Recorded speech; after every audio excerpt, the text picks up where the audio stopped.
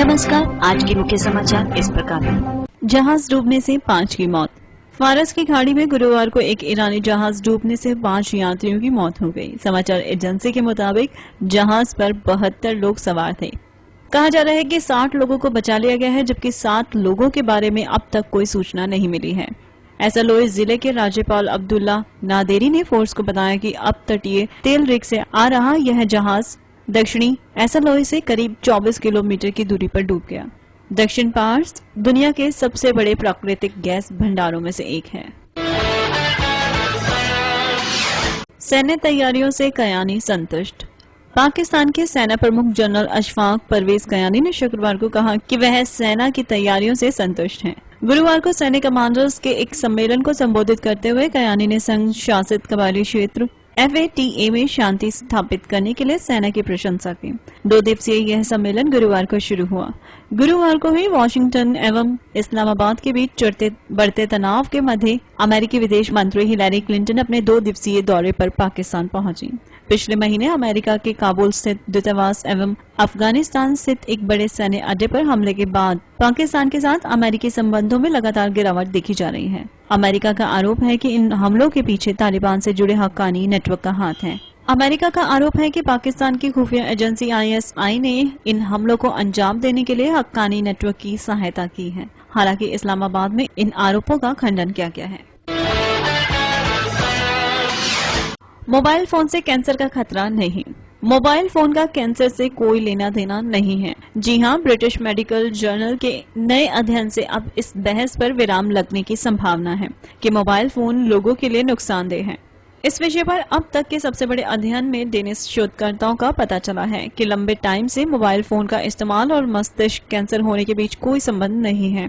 Copenhagen में cancer epidemiology संस्थान के शोधकर्ताओं ने 18 साल तक 3,58,000 लोगों पर नजर रखी और पाया कि मोबाइल फोन इस्तेमाल करने वाले लोगों में कैंसर होने की दर लगभग वही है जो मोबाइल नहीं इस्तेमाल करने वालों में है। इससे उन्होंने निष्कर्ष निकाला कि मोबाइल फोन के प्रयोग से मस्तिष्क कैंसर या किसी अन्य कैंसर होने का कोई वास्ता नहीं है। वास्तव में यह अध्ययन वर्ष 1990 से लेकर 2007 के बीच किया गया, जिसमें शोधकर्ताओं ने मोबाइल फोन प्रयोग करने वाले और नहीं करने वाले लोगों का अध्ययन किया।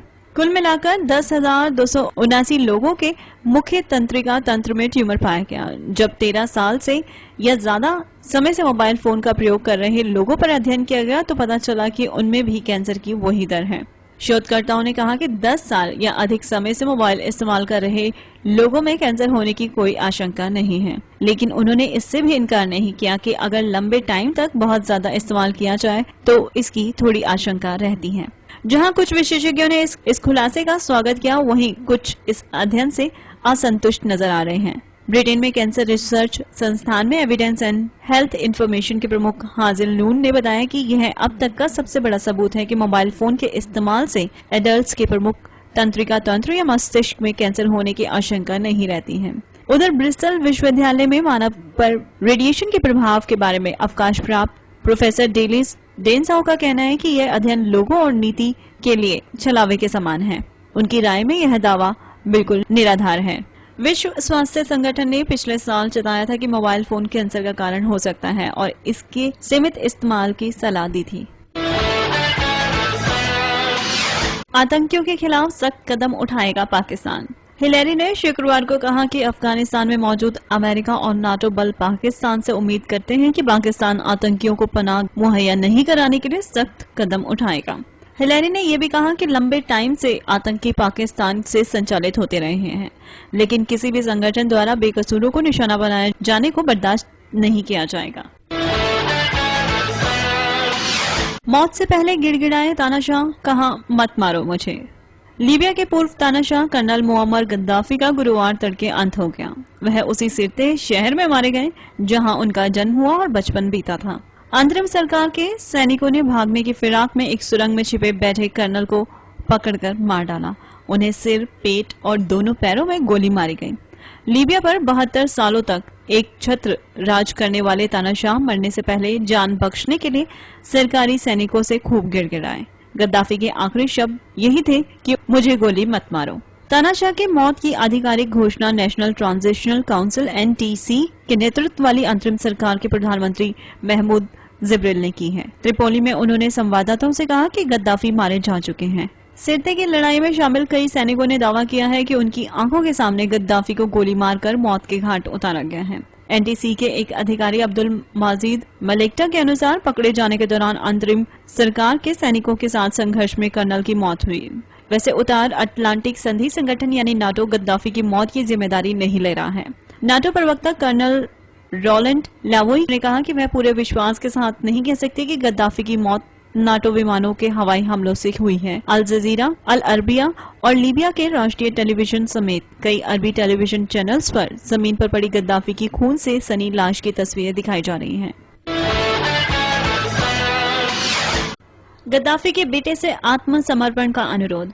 विश्व पुलिस निकाय इंटरपोल और अंतर्राष्ट्रीय आपराधिक अदालत यानी ICC ने शुक्रवार को लीबियाई नेता मुअम्मर गद्दाफी के बेटे सैफ अल इस्लाम से आत्मसमर्पण करने और न्याय का सामना करने का अनुरोध किया है।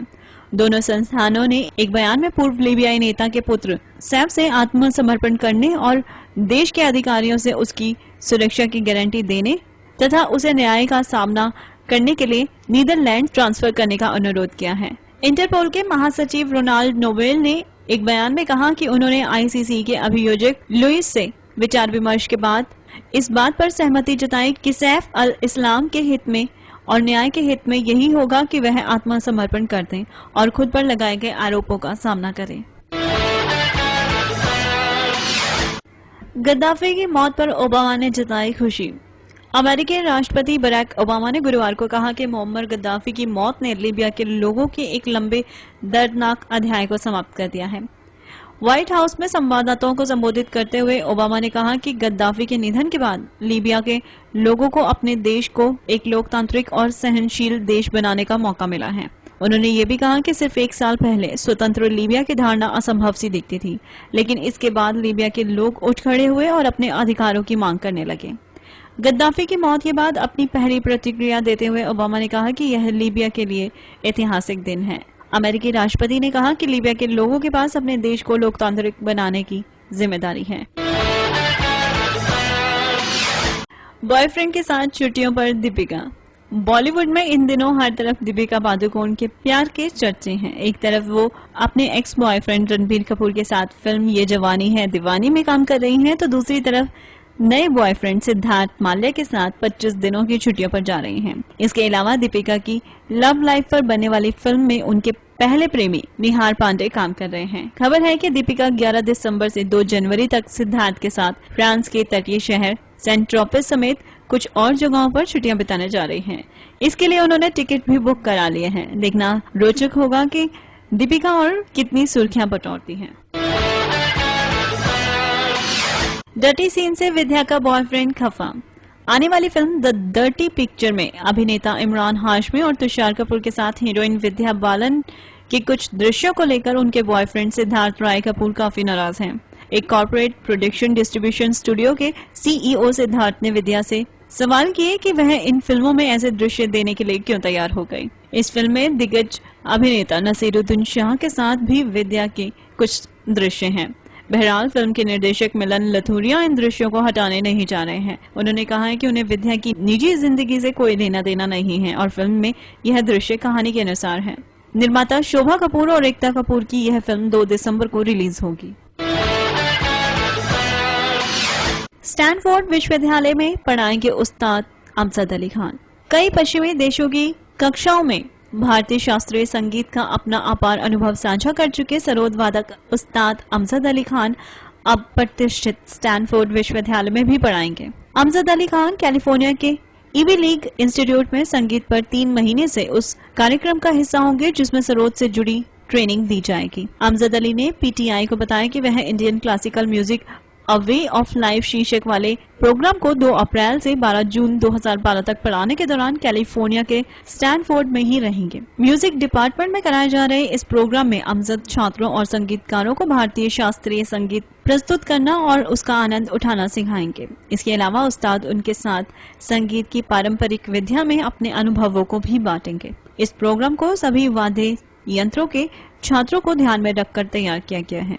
66 वर्षीय सरोद वादक पहले भी कई विश्वविद्यालयों में संगीत के विजिटिंग प्रोफेसर रह चुके हैं। उस्ताद अमजद अली खान ने कहा कि उनकी शिक्षा केवल सरोद के बारे में नहीं बल्कि यूरोपीय और अमेरिकी संगीतकारों को संगीत की धुन का एहसास कराना भी है। हर भारतीय के पास 2.5 लाख की संपत्ति। देश में अमीरों और गरीबों के बीच कितनी असमानता है, इसे दिखाने वाला एक और आंकड़ा सामने आया है। क्रेडिट स्विस की ग्लोबल संपत्ति रिपोर्ट के मुताबिक बीते 10 साल में भारतीयों की औसत संपत्ति $5500 यानी 3 गुनी हो गई है। ये और बात है कि देश की 1/3 से ज्यादा आबादी अभी भी गरीबी रेखा के नीचे रहती है। इसी के साथ भारत ग्लोबल संपत्ति में योगदान करने वाला छठा सबसे बड़ा देश बन गया है।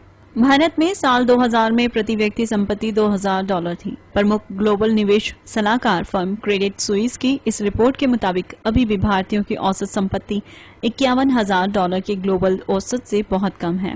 यह स्विट्जरलैंड की प्रति व्यक्ति संपत्ति $5,40,010 के महज 1% के बराबर है। इससे ये बात साफ होती है कि देश में संपत्ति वितरण अभी भी बेहतरीन है और यहाँ गरीबों की संख्या बहुत ज्यादा है। भारतीय जनसंख्या का बहुत छोटा वर्ग 0.4% ही है, जबकि संपत्ति $1 लाख से ऊपर है। भारत समेत उभरती अर्थव्यवस्थाओं के योगदान के कारण ग्लोबल संपत्ति जनवरी 2010 से जून 2011 के बीच 14% बढ़कर $2,31,000 अरब हो गई है।